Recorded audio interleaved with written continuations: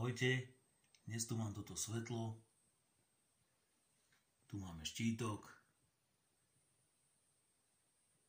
napájanie 220 až 240 V, LED 1x3 W, batéria 3,6 V, 1,5 Ah, nikel kadmiová, výdrž batérie by mala byť aj zhruba 1 hodina. Takže máme pripojené tu L-ko, trvalá fáza, L1 je spínaná fáza, N0.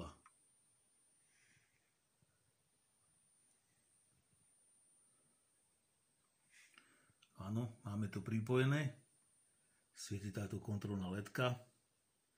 To znamená, že svetlo je pripojené do siete a nabíja sa batéria, pretože je vybitá.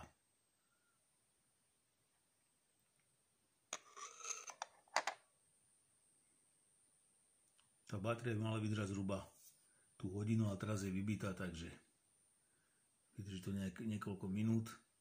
Takže pripojíme si to. Zapínam vypínač. Rozsvietilo sa, áno. Svietime. Takéto svetlo sa používa ako núdzové v prípade výpadku elektrickej energie siete. Si ho dáte na tmavé miesto, napríklad do pivnice alebo do tmavej chodby. A keď vám vypadne sieť, tak začne automaticky svietiť, sa rozsvieti z toho akumulátora. Takže svietime a nabíjame.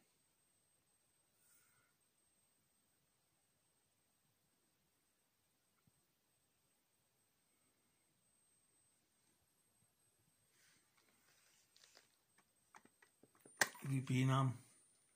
Zase svieti táto zelená kontrolná ledka.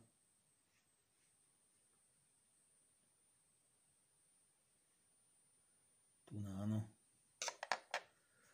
A nabíjam tú baterku. Teda respektíve akumulátor.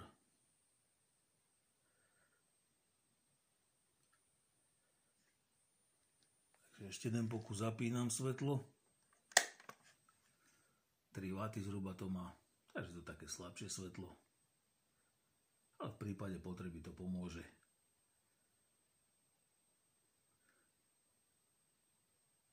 Osvetlí to nejaký únikový východ alebo chodbu.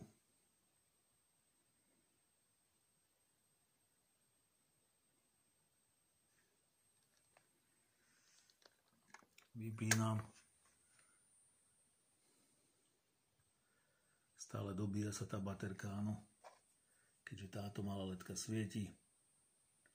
To znamená, že pripojená na sieť funguje a dobíja sa. Keďže bola úplne vybitá, tak vydrží na tú baterku niekoľko sekúnd, lebo treba ju dobiť.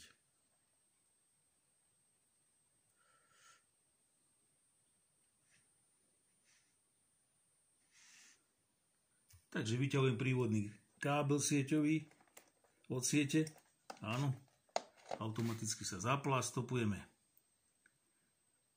Koľko to vydrží zhruba. A už aj zasla. Tá baterka je úplne vybitá. Takže treba ju nabiť. Čo bude trvať dlhšie.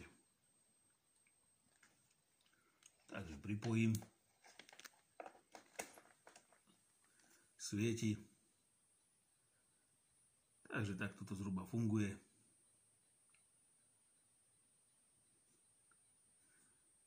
Takže svieti ledka, dobíjam. Ďakujem všetkým za vašu pozornosť, za vaše odbery a lajky. Ahojte.